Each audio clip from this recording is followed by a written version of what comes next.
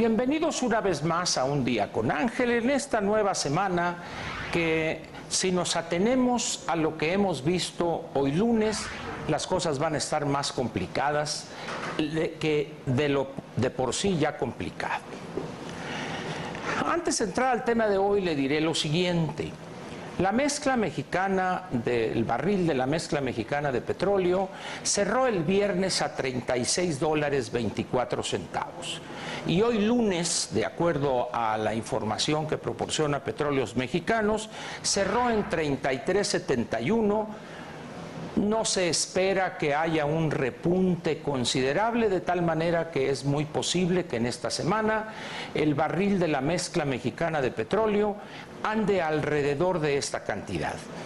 La caída que sufrió hoy lunes, de 36.24 a 36.71, fue de $2.53.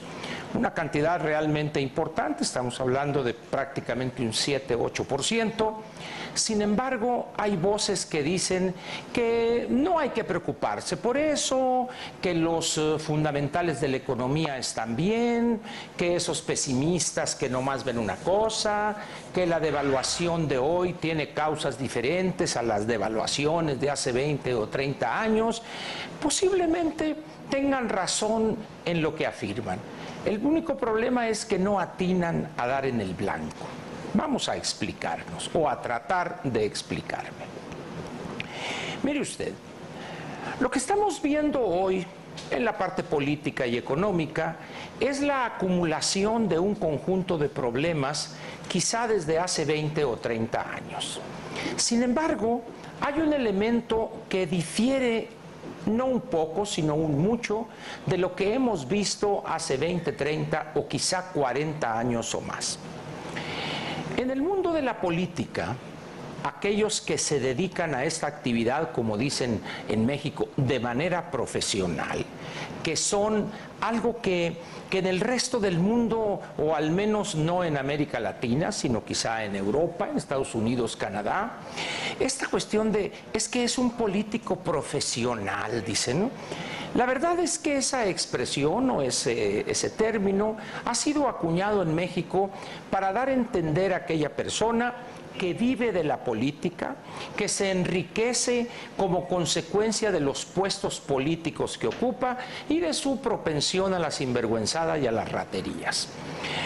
En términos generales, los políticos mexicanos son, en términos generales, personas que se han enriquecido al amparo de los puestos públicos que han ostentado a lo largo de toda su carrera, que puede ser desde 15, 20, 25, 30 e incluso más años.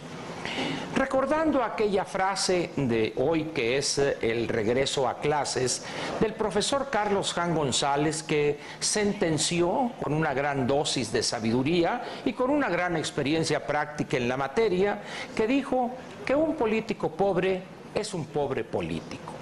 Hoy es muy difícil encontrar políticos pobres, porque casi ninguno de ellos es muy difícil encontrar pobres políticos, porque prácticamente todos ellos no son políticos pobres. Pero un político de esos profesionales que ambiciona el poder, que lo seduce el poder, tiene al menos, en no pocos casos, aspectos positivos, de tal manera que él sabe para qué quiere llegar al poder. Tiene una idea clara, además de hacerse del poder, de qué hacer una vez que llegue. Y lo que evidencian estos 2 años, casi 8 meses del presente gobierno y de sus egregios integrantes, los del círculo más cerrado en torno al presidente Peña Nieto, es que llegaron al poder, pero ahora no saben qué hacer con él. Tal parece que su única ambición era llegar por el simple hecho de llegar y evidentemente aprovechar los privilegios y ventajas que otorga llegar a un elevado puesto en la estructura pública del país. Sin embargo, una vez que llegaron, mediante una elección democrática, debe decirse también, ya que llegaron, o se les olvidó o jamás supieron realmente qué es lo que iban a hacer una vez instalados en el gobierno. Los bandazos que han dado, las políticas públicas erradas, equivocadas, para decirlo claramente, y perversas y dañinas para el crecimiento económico, son propias o de bisoños, jóvenes políticos que aspiran a consolidarse en el tiempo, o personas ignorantes, incapaces en materia económica fundamentalmente, y también, por qué no decirlo, en la parte política, en la parte de los acuerdos. En estos 2 años, 8 meses hemos visto un crecimiento explosivo de la deuda del sector público federal. Un crecimiento de prácticamente el 40%, un crecimiento de la captación del erario, particularmente en el año 2014 y lo que va del 2015, producto de una serie de medidas que van desde el incremento del IVA en las zonas fronterizas del 11 al 16%, un IEPS a ciertos productos, que las sodas, que los churrumais, que los comida chatarra, etcétera, de tal manera que con esa deuda inmensa que creció merced a las decisiones que ellos tomaron, con este incremento importante de los ingresos públicos, y nada han sabido qué hacer con estos recursos. Porque uno esperaría, bueno, con todo este monto de recursos extraordinarios, pues uno esperaría, como dijeron, un crecimiento económico importante, de acuerdo a lo que plantearon a principios de esta administración en los criterios generales de política económica para los años 2013 al 2018, hoy deberíamos estar creciendo a tasas cercanas, en el PIB por supuesto, cercanas al 5%. Y si crecemos al 2.1% va a ser un triunfo.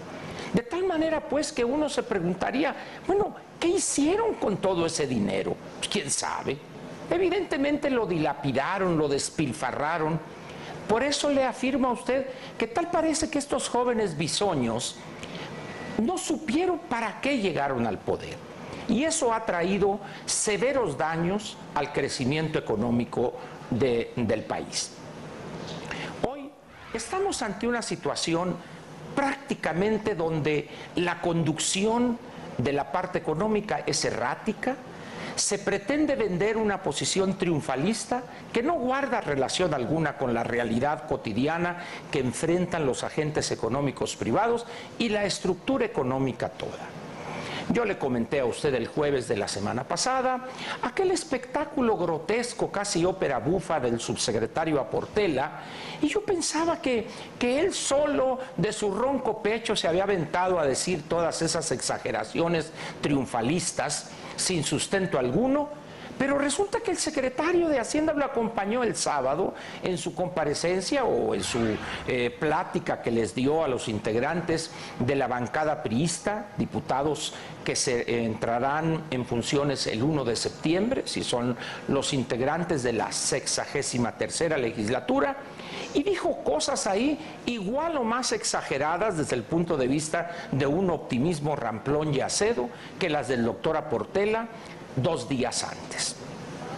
Y dice uno, bueno, a ver, como diría el gran filósofo Eugenio Derbez, que alguien me explique, ¿cómo es posible que los 2 más altos funcionarios de la Secretaría de Hacienda se avienten 2 choros mareadores ponderando que la economía mexicana, que nos hemos diferenciado, que amolados están Brasil, Colombia, Argentina y el Brasil, lo que quiera usted, pero aquí estamos a todo dar, creciendo el consumo interno, las exportaciones bien para acá y para allá y más allá y la mentira que te eché?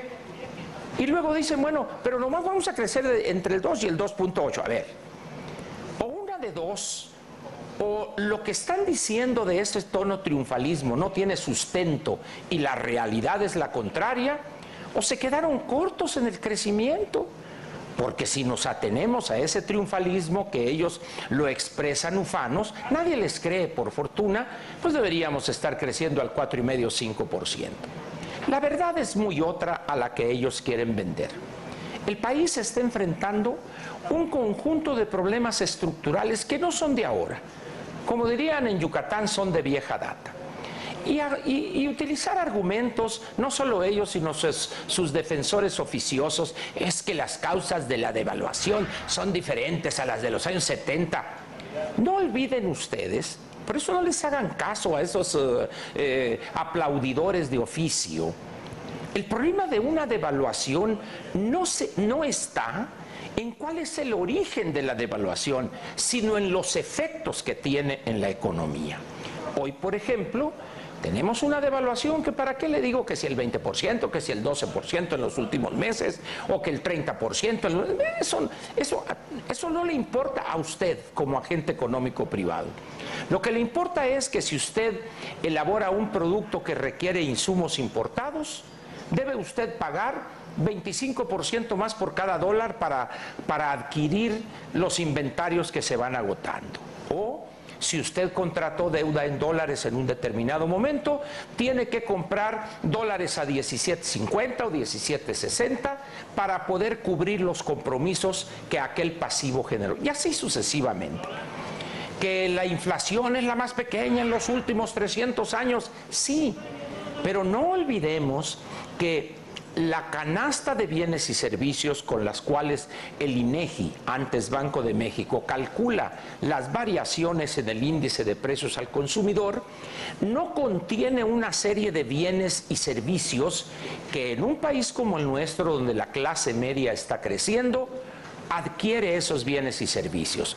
De tal manera que aun cuando no estén registrados en el Índice Nacional de Precios al Consumidor, es claro para miles o millones de mexicanos que hay un efecto negativo y que a medida que se mantenga una devaluación elevada, y aquí tampoco interviene eso de que no, es que no se está devaluando el peso, se está apreciando el dólar. Otra vez es un eufemismo eso.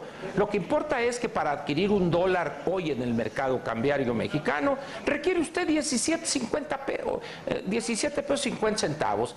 Poco le importa a la persona que tiene que comprar 1,5 millones, 2, 5 millones de dólares para cumplir con X o Y requisitos de sus pasivos, si el dólar se apreció o el peso se devaluó. No, eso es irrelevante para él. Lo que importa es el flujo de efectivo y el golpe que le da a su empresa.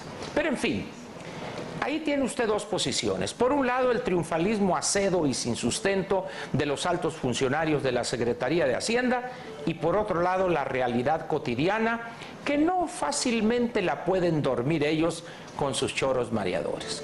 ¿A quién le cree usted? Yo también a la realidad. Muchas gracias, buenas noches y lo espero mañana con un tema que va a ver usted que es interesante. Gracias y buenas noches. Te invitamos a seguir cuestionando la información con los siguientes videos.